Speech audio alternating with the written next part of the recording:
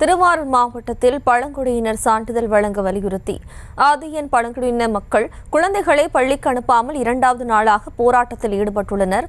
மேலும் தீர்ப்பு எட்டப்படவில்லை என்றால் 3 நாட்களில் Aadhaar, ration card, voter ID உள்ளிட்ட அடையாள அட்டைகளை தாசில்தார் அலுவலகத்தில் ஒப்படைப்பதாக அறிவித்துள்ளனர். இது தொடர்பாக அப்பகுதி மக்கள் அளித்த பேட்டியினை தற்போது பார்க்கலாம். எங்க பிறந்த வீட்டுல எல்லாருக்குமே இருக்கு.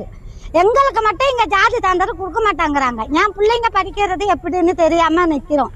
அதனாலதான் எங்க பிள்ளைங்கள பள்ளிக்கூடத்துக்கு அனுப்பாம வீட்டுல வச்சிருக்கோம். ஆதார் கார்டு, ரேஷன் கார்டு எல்லாமே ஜாதி சான்றிதழ் இல்லைன்னு தான் சொல்றாங்க. எங்க பிள்ளைங்கள நாங்க எப்படி படிக்க வைக்கிறது? எங்க பிள்ளைங்கள பள்ளிக்கூடத்துக்கு அனுப்ப மாட்டோம். Aadhaar card, ration card, xerox எல்லாத்தையும் கொண்டாந்து தாலுகா ஆபீஸ்ல ஒப்படைச்சிடுவோம். இது குறித்த கூடுதல் விவரங்களோடு இணைகிறார் நமது செய்தியாளர் நேசராஜன். வணக்கம் நேசராஜன், மேலும் விவரம். திருவாரூர் மாவட்டத்தில் பல்வேறு பகுதிகளிலும் ஆதியன் பழங்குடியின மக்கள் வசிக்கின்றனர். இவர்களுக்கு மிகவும்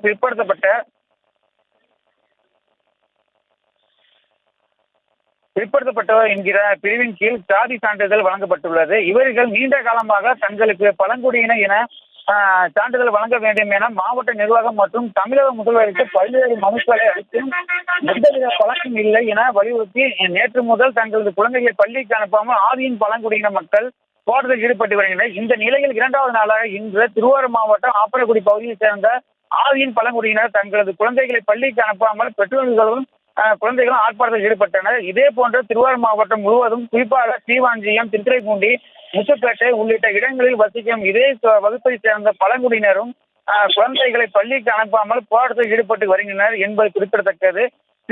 திருத்துறைப்பூண்டி அருகே ஆப்பரக்குடி பகுதியில் போராட்டத்தில் ஈடுபட்டு வரும் பழங்குடியின மக்களுடன் திருத்துறைப்பூண்டி வட்டாட்சியர் குருமூர்த்தி பேச்சுவார்த்தையில் ஈடுபட்ட இருந்த போதிலும் ஜாதிய சான்றிதழ் வழங்கினால் மட்டுமே போராட்டத்தை கைவிடுவோம் என கூறி தொடர்ந்து மாணவர்களுடன் பெற்றோர்களும் போராட்டத்தில் ஈடுபட்டு வருகின்றனர்.